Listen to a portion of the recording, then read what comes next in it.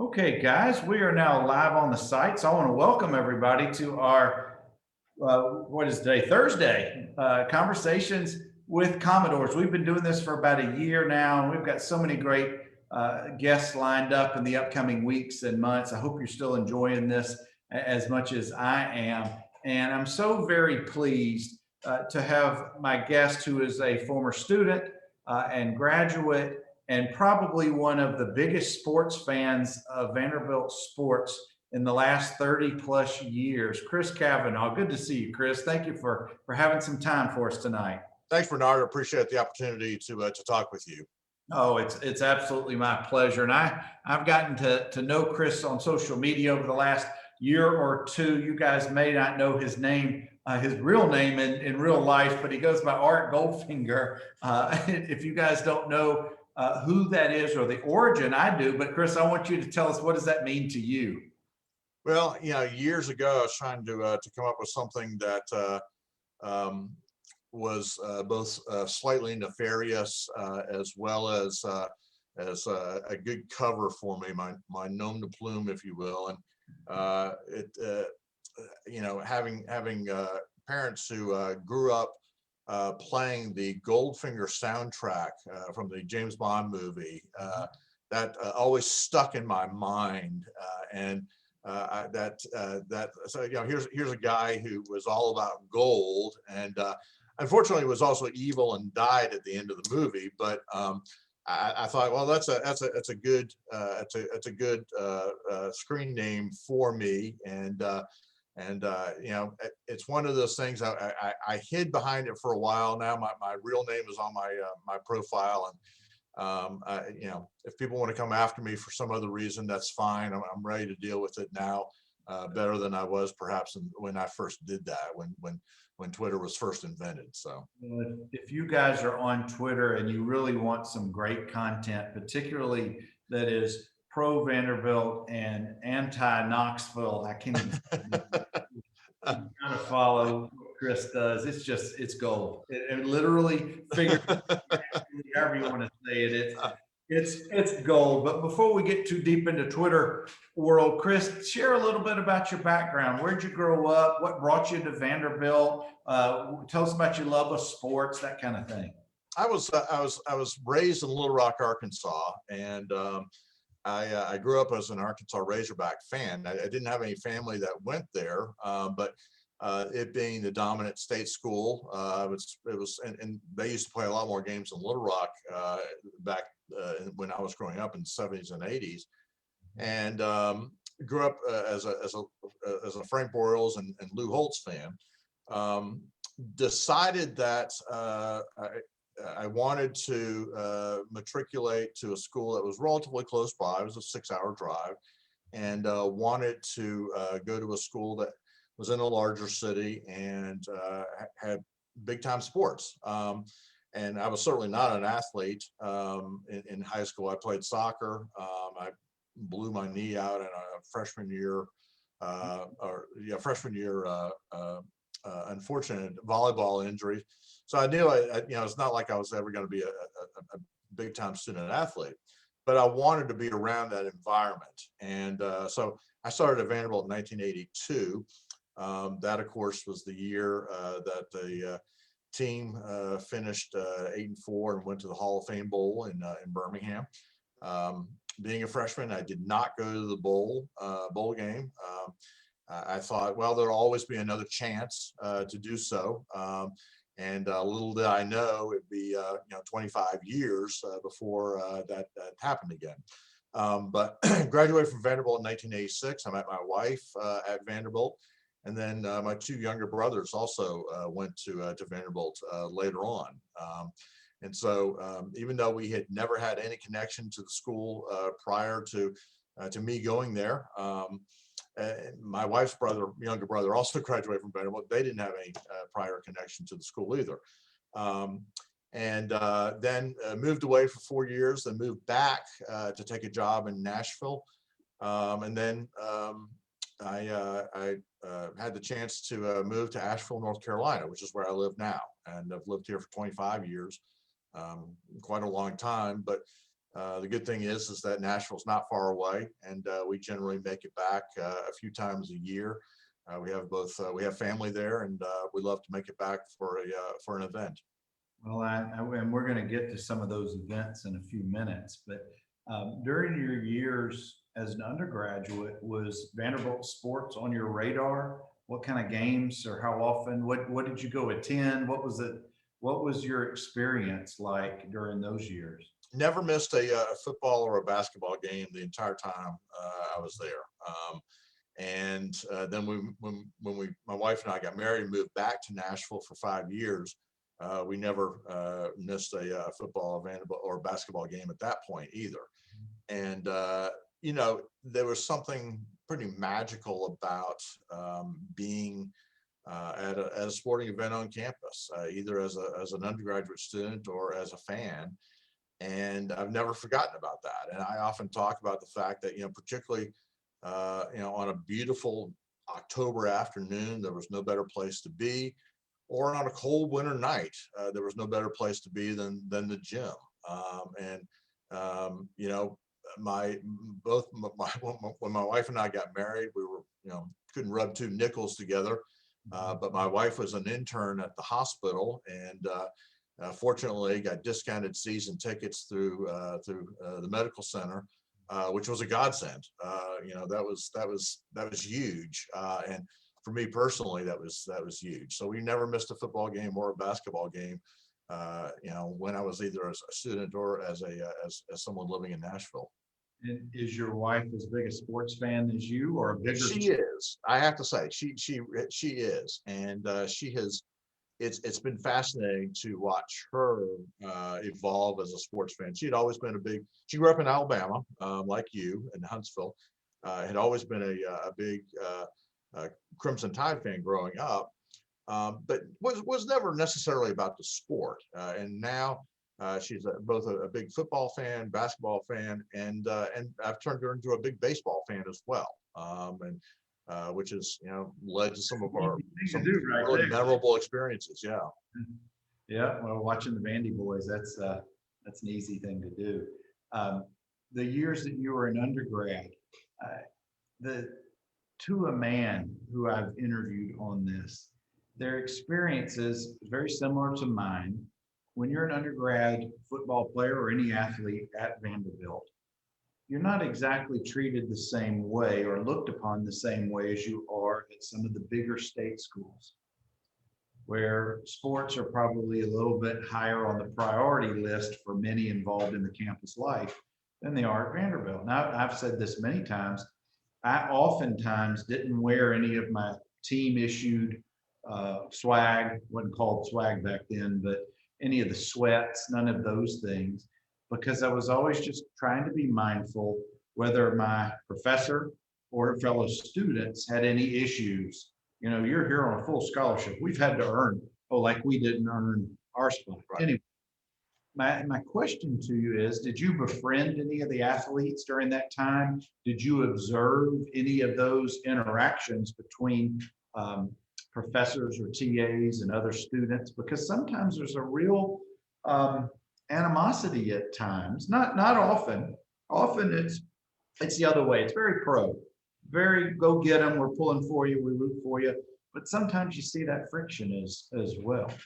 Yeah, and I have to say I never saw any friction, but most of my encounters were they were, every student athlete I knew of was just like everybody else at Vanderbilt. And my junior year, I lived next door to a guy who was on the basketball team named Byron Ball.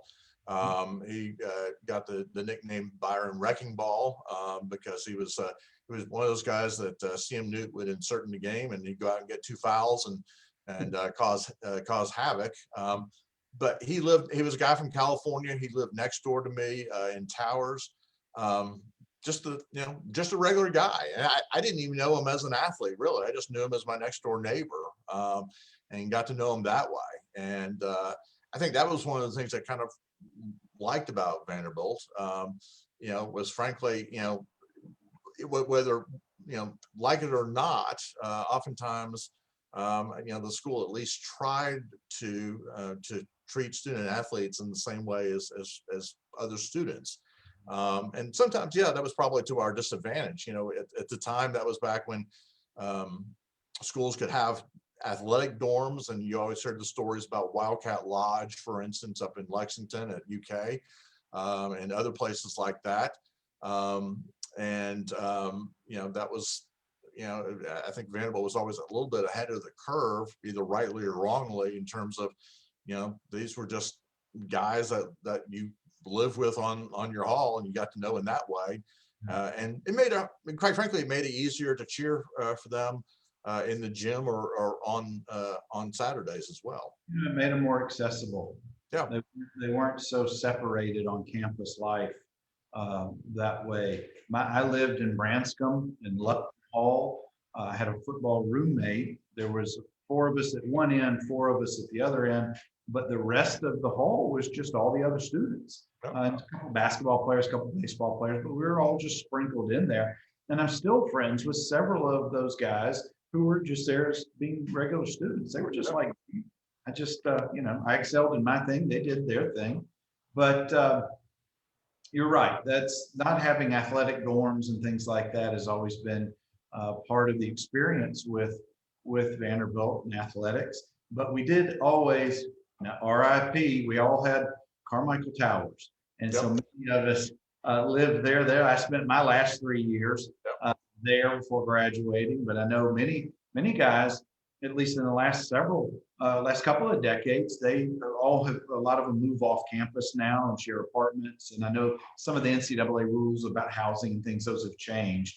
But back in the 80s and into the 90s, I think Carmichael Towers was the place where most folks live, most athletes live. But Chris, I want to move into the present time. We've had a changing of the guard. Out as Coach Mason after 7 seasons, in as an alum. I compiled a list. I went back through all the head coaches in Vanderbilt history.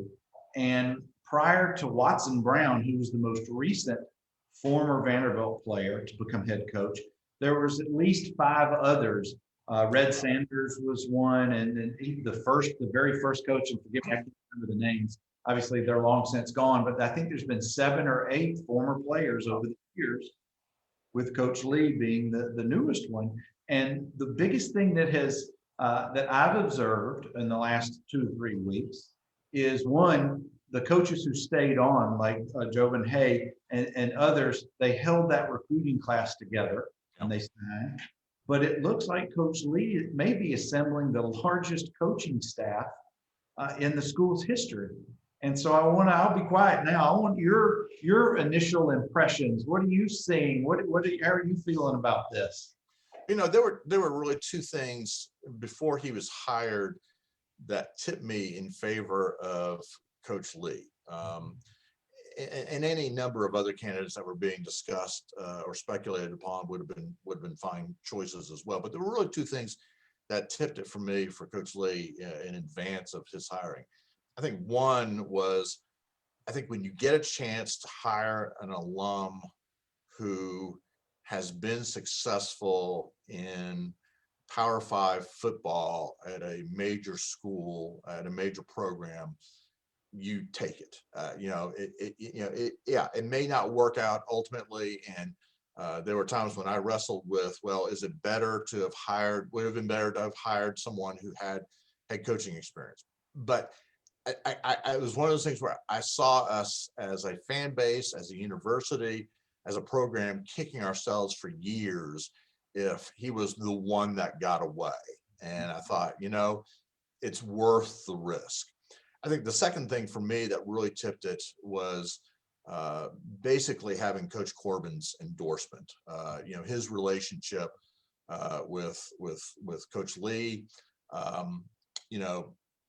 I knew at that point that Coach Corbin was not, certainly not going to sugarcoat the situation for Coach Lee. But I also know that Coach Corbin, being the straight shooter that he seems to be, was not going to say flowery things about Clark Lee to Candace Lee or to to anyone else, and was not going to endorse him as a potential coach if he didn't really believe him. And I trust Coach Corbin a lot. I think it's hard not to. So those were the two things that really tipped it, even before he was hired, from him to have been my top candidate. It's interesting, the hiring that has occurred in the last month or so has been fascinating. So much of it's a reflection too of the changing nature of football, of college football, I think in recent years, when you see the kind of size of staffs that Alabama or LSU have, or just this week seeing Will Muschamp get a $300,000 a year analyst position at Georgia. I mean, Yeah, I'll take one of those. And he still gets paid his $13 million. There's no offset for that, which that was as much an indicator of how much things have changed as anything. And I appreciate that we're not going to have the same size of analyst staff or the same high profile analyst that a place like Georgia or Alabama is going to have. So can you find a way to do things a little bit differently and hire Barton Simmons as your recruiting, as your general manager, and make him part of the program? Love that hire. I do too. Love that hire. And again, that probably wouldn't have occurred without hiring Clark Lee because of their close relationship. And so, as much as anything, seeing the changes in college football being reflected in some of the hiring that he's done, and I think it's also interesting. I mean, I feel like taking some pretty bold chances in what he in the people he's hired, in that it's there's not a lot of retreads in there. I mean, there's not like you might see for another program that has just come off of a winless season, or you might have seen in the past. These are all pretty fresh-faced folks, and so that's exciting. A lot of pro experience, several former Vanderbilt football players. I like it. I like what I'm hearing from him. I like what I'm seeing. Granted, I haven't played a game yet, hadn't even practiced once, but it's fresh, it's new, and for the very first time in my lifetime of rooting for all things Commodores, the administration seems to be behind it. The athletic department is starting to put some money behind it. The locker rooms are already gutted. Which one was it, McClelland? Who did I hear the other day talk about the upcoming plans? He was just interviewed on one of the podcasts. Maybe you heard it. I didn't get to catch the whole thing about the future for the stadium. They're starting to do those things that for the easily to become cynical, if you played in the program or if you rooted for the teams for 20, 30, 40 years, oh, we've been there. We've heard all this. But I think we're starting to see something now. Well, and I can't believe that there hasn't. I would be surprised if there has been a situation in the history of the program where you've had a new athletic director who previously was on staff, but was not had not become athletic director until this past winter, a new chancellor and a new head coach. And my feeling is, if it doesn't happen now, it's not going to happen. But I doubt we've ever had that confluence of new people in new positions like that ever before. And I've heard the chancellor speak 3 or 4 times now in this past 6 months. Everything he just is screaming athletics is part of the academic and college experience, and we've got to have it. And I've been very impressed with him. Again, it would have been very easy after the season we had in the environment we're in to not have made a change. That would have been, certainly the thrifty thing to do in the environment we're in. I was surprised that it was made, and I think that that, as much as anything, is also a signal that times are different. Again, to your point, we haven't played a game yet, but and there's a long way to go in terms of program development. But I'm optimistic, and again, I think it's got to be this confluence of several different factors coming together. Well, guys, I'm talking with Chris Cavanaugh, one of the more dedicated and zealous fans of all Vanderbilt sports. I want to welcome one of my former teammates, Greg Smith. Flavia Smith and Jim Arnold are watching with us right now, and several have rolled through. Just I couldn't catch them so quickly when we were chatting. But I did see where the SEC announced that almost 46 million per school will be distributed from the SEC money, and that's for years. I'm sure many people have wondered, where's that money been going? And of course, they're never gonna, or in the past, they're not gonna disclose that. They're a private institution. They don't have to say squat. Well, maybe we're gonna see some answers because Candace Lee she's been out there in the press quite a bit, and I've been very impressed with that. The chancellor has been out there quite a bit, both of whom have spoken to not only the Vanderbilt Hustler, but the national newspaper and the different podcasts numerous times. And I don't know, maybe this is my black and gold colored glasses, but they're answering the questions that are being asked of them. Yeah, and I give them credit for that. Again, to your point, they don't. It's a private institution. Don't have to be 100% transparent. But I'm more encouraged than I've been in a while with regards to not only, quite frankly, not only the football program, but also, into other parts of the athletic program as well. And the thing that I'll say, about that is that I suspect that all programs will benefit from this renewed focus. I mean, football is the most high profile, and obviously the bell cow from a revenue perspective. But I think all programs, all of the athletic programs at Vanderbilt will benefit from this focus. In the past, the university has, when they've spent money and invested in things like the indoor practice facility, for instance, that was a facility that also had an indoor track component to it, had a bowling component to it. So I think that there are ways, hopefully, of every program in the school benefiting. Again, football's the most obvious need and is the bell cow. And I hope, my hope is that the university will not only do the big things, but also the little things. And I think that there's an opportunity to do the little things right as well. Chris, back in our day, I know you went to baseball games, but I can remember the field with the chain link fence around it. A foul ball would fly over into the parking lot at McGugin, and you could go pick it up 2 innings later. The scorekeepers were sitting on folded chairs and those aluminum tables, excuse me, on top of the dugout.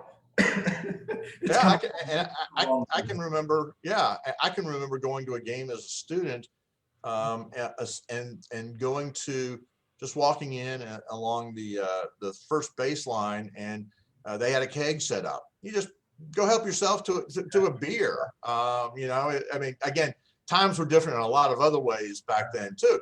But there was a keg set up just along the first baseline, just for anybody who happened to show up to a game. I mean, that's the kind of environment it was.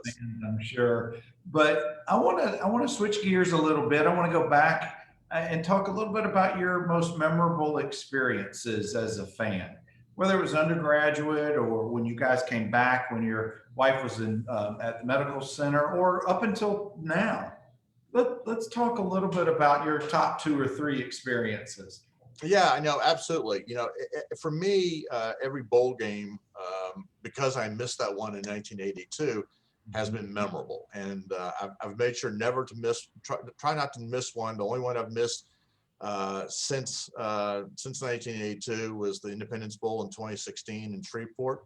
But I will never, if I can help it at all, will never miss another bowl game because they're special, and I have a much greater appreciation for them now. But they're also a lot of fun. They're just a lot of fun, and you see friends that you haven't seen in a while, and it's a great way for people from across the country to get together. Oh, So Chris, I'm gonna pause you for 2 seconds. When we had the BBVA Bowl against Houston here in 14, my house geographically is 5 miles from Legion Field. I can't tell you how many folks came through my house that week. It was so much fun. I bet. Oh, Yeah. we all got together at a restaurant. There was like 40 of us. Most of us were teammates together. You're right. Those bowl games are phenomenal. And I hope you have August of 22 on your calendar for Hawaii. My wife has reminded me several times about that. So no, we do want to go to Hawaii. In fact, the baseball team was actually supposed to play in Hawaii in the non-conference part of this schedule this year. Obviously, that's not happening. Yeah. So yeah, we definitely want to go to Hawaii to open the 2022 season. For me, from a football perspective, I don't think I've felt the sense of emotional release that I felt at the 2008 Music City Bowl, just for what it represented to us as fans, as a university, as a program. Cold weather aside, I spent over 50 hours on chocolate for my daughters and me. That game just meant so much to so many people. It Right. really did. Yeah, I'm looking at, and now I've got the tickets from that framed. I've got a photo of the scoreboard and a photo of several of us at the game. Well, I had Chris Nixon on the show several weeks ago, and he talked about the importance of that game to everybody as well. Yeah, I mean, it was this huge burden lifted off of your shoulders, and that's no disrespect to anybody who came in the 25 years prior to that, because goodness knows I was out there cheering for many of those games as well. But there's just something special about a bowl game, and I will never take them for granted. I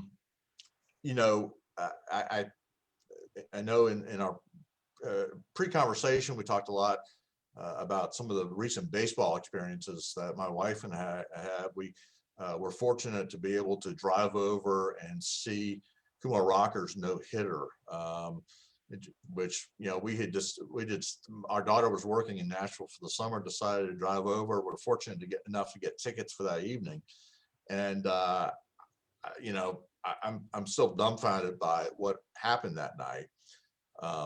It's just extraordinary. The Missouri series, he pitched at home, and he didn't have his best stuff. It was, right. But he was still so dominating, and you could just see the greatness that ultimately you got to witness firsthand. What a special night! Probably has to go down as the top 2 or 3 pitching performances in college baseball history. Yeah.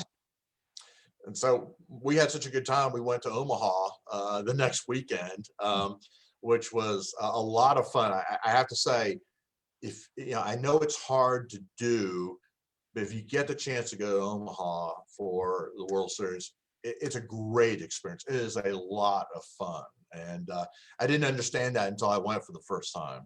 And you usually see a lot of former athletes in the stands. Yep. When I'm watching on TV, I see a whole bunch of baseball, football, and basketball players who I've known through the years at those games. And not to mention either one or both of the Whistlers as well. And then, in basketball, I've been fortunate to have been there for a number of very special men's basketball games. We were fortunate to have. I was there the night that they beat Kentucky in 1993 when Kentucky was ranked number 1. My wife and I we were living in Nashville at the time. We were there in 2007 when they beat Florida, when Florida was number 1. And one of my favorite all-time games was we were living in Nashville in 1991, and LSU came to town with Shaquille O'Neal, and the ending of that game was just ridiculous. But I've never seen the gym quite so tense, and yet just ready to go out and do war as they were that afternoon. Those years that you were gone were my undergraduate years. And so I got to witness the bomb squad with Barry and Brown and the end of World Purdue, the NIT win. But my favorite was beating Steve Alford in Indiana at Memorial. And I want to say they were ranked either 1 or 2 at the time, but that was one of my favorite memories during my years on campus. Yeah, and oftentimes some of them, even some of the things that you don't think are going to be memorable. I, I was single and living in Bowling Green, Kentucky, Mhm. and one Saturday afternoon just decided to drive down and see the team play Georgia in Barry Goheen, Barry Booker's, and Frank Cornett's senior year, Yeah. and it was the game that Barry Goheen hit a half court shot at the buzzer at halftime, and Yep. then hit this ridiculous 3-point shot to win the game. And again, it was, you should have learned to expect the unexpected, but it was just one of those things that was just a memorable afternoon. And I'm fortunate that Vanderbilt has given me so many memories like that. Chris, those are all fantastic memories, but unfortunately they're few and far between with Vanderbilt sports from time to time. I know this isn't going to be the best part of our conversation. What's the toughest part about being a diehard black and gold fan? What's the toughest part? One is feeling like you are sometimes completely outnumbered compared to the other people in the SEC in terms of fans. I lived in Nashville when Tennessee was really good in football, for instance, and that's a tough thing to do. Now, fortunately, it's been a while, but that's a hard thing. And so just the size of the fan base and just feeling sometimes like you're alone or completely outnumbered. That's a hard thing. Or When it's you know, supposed to be a home game and it's right, 80% red. right. I'm hoping that the new administration switches that and then stops that. I do too, and there's again, it's going to be a combination of both big things and little things to turn that around. Um, but that's one of you don't ever want to feel lonely in your home stadium, or you don't want to feel like you're the only person out there repping black and gold sometimes. Yeah. Now, does it make it tougher? Yeah, it does. But would I like it to be different? Yeah, absolutely. I'd absolutely like it to be a little bit different. I think, the other thing too is you want to feel like everyone is putting everything they can into supporting the student athlete, and whatever that may be, and making sure that they have whatever they need. I'm just a fan. Okay. I can make donations. I can show up and cheer, but ultimately a lot of that investment, both financial commitment, as well as emotional investment, has to be made by the university. And I'm not, I'm not, I think even the university, even Candace Lee and Chancellor Dearmeyer would say, we've not always done enough of that. And I would much rather sit in the stadium that we have now for another decade, if that money if the university puts more resources into supporting our student athletes, making sure that they have all the resources and tools that they need to be successful. Just win some games. Just Yeah. start winning some games. Look what James Franklin did in a hurry. He also went to each of the sororities and fraternity houses. He went all through campus, begged the students to start coming out. They started winning games, and what happened? That stadium turned black and gold. And there's, and again, it's going to take a combination of both doing the big things as well as the little things to make that happen. And it's, as much as anything, it's going to take house to house combat basically in order to win new fans. Guys, we're talking with Chris Cavanaugh, one of the biggest Vanderbilt fans in the last 30, 40 years you'll ever meet. He goes to the games. He travels with the team and to their games. He goes to the College World Series, out of town games, home games from his home in Asheville. I want to talk just a little bit more about social media before we get out of here. It's all fun and games until it's not, with when you're dealing with what I call keyboard warriors. Most of these people want nothing to do except take pot shots at people, and then they go and hide. But over in Knoxville, they're making it kind of easy for us Vanderbilt fans to just kind of snicker a little bit, because it's just one cluster after another. Eventually, they'll get their act together. Eventually. I would have liked for Jeremy Pruitt to have a lifetime contract, but that didn't. He was good for us. Or bring back Dooley or some of those other knuckleheads. But here's my question for you, Chris, is I know it's all fun and games and you're repping the black and gold, and there's a bunch of those. And for those of you who are on Twitter, if you're not tuned in to the daily conversation, there's a couple of dozen accounts, I'll call them. I don't know if they're men, women, both, whatever. And it's great discussion. And they're retweeting all of the stuff that's coming out of the athletic department. And Chris does as good a job, if not, he's one of the leaders when it comes to this. But here's my question for you, Chris. I know that you take it in the spirit that it should be in. And maybe this is just an overall, how do you deal with it, social media question. But you got those Vols sidewalk alums or whoever they are, they got nothing else to do. You know, they're a wounded animal right now. That's a terrible analogy, but how do you deal with that is my question. Well, I will say there's one rule of thumb that I've learned, which is never make it personal. Because, and I say that on a number of different parameters. One, I try one of my rules is never call out a player by name. Okay. Right. I think professional athletes are fair game. Mm-hmm. I think coaches are fair game. I think, question coaching decisions. I think, saying, gosh, I wish this unit or the offense or special teams or defense had played better. But I don't want someone, a student athlete or a parent of a student athlete, searching on Twitter for their kid's name and saying, oh, what a terrible thing to say.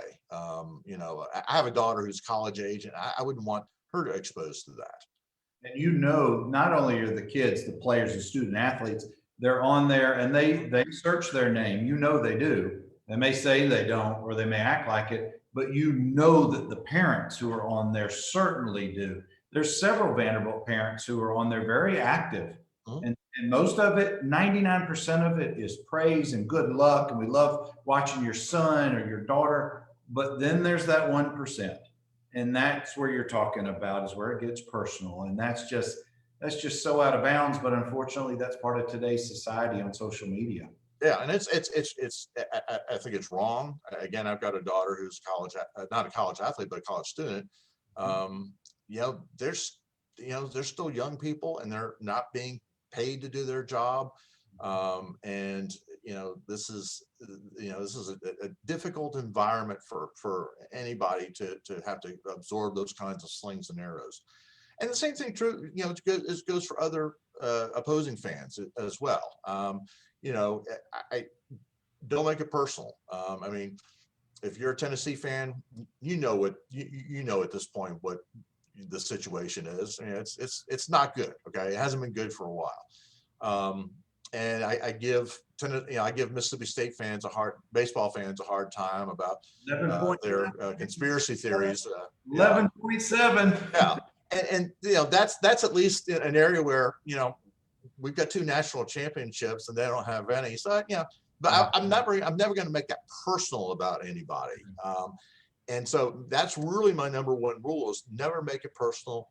I generally don't tag people either. That's another thing I don't do, unless I'm just trying to, and I actually really am trying to ask somebody a question.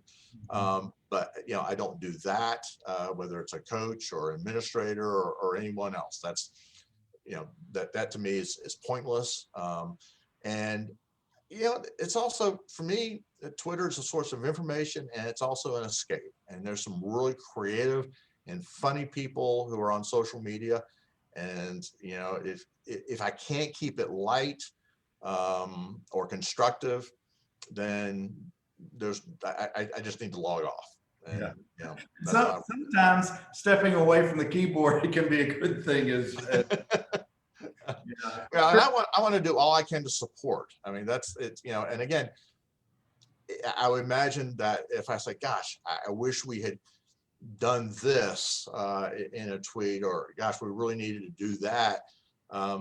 It's not something they don't already, that coach or a student athlete doesn't already know. Yeah. I'm not going to call that person out by name. Well, I've always taken the position, the first play that I coach will be the first play that I coach. So I don't need to tell coach so-and-so, why did we throw the ball on second down, kind of a thing. But Chris, please keep doing what you're doing, my friend. The support is much loved by current players, former players, and anyone who roots for our programs. So thank you for doing what you're doing, and we hope that you continue it for many more years to come. So thank you. Thank you, Bernard, and thanks for doing this too. This is I know, a labor of love for you, unless you're collecting a paycheck from someone. But I appreciate this. I've watched many of these, and they're great and always interesting. And thanks for being willing to talk to me. I'm a nobody in the grand scheme of things, and haven't taken a snap or shot a free throw. So again, thanks for allowing me to talk about my experiences. Well, don't cut yourself so short, Chris, in that it's a program is not just the ball players, it's not just the coaches, the cheerleaders, the trainers, but it's almost as equally as important the fan base. And it's folks like you that give the black and gold a lot of reason to anchor down. So thank you. All right, guys, that concludes us for this week's Conversations with Commodores. We'll be back again next week, and I hope you guys have a safe and fun weekend. Take care.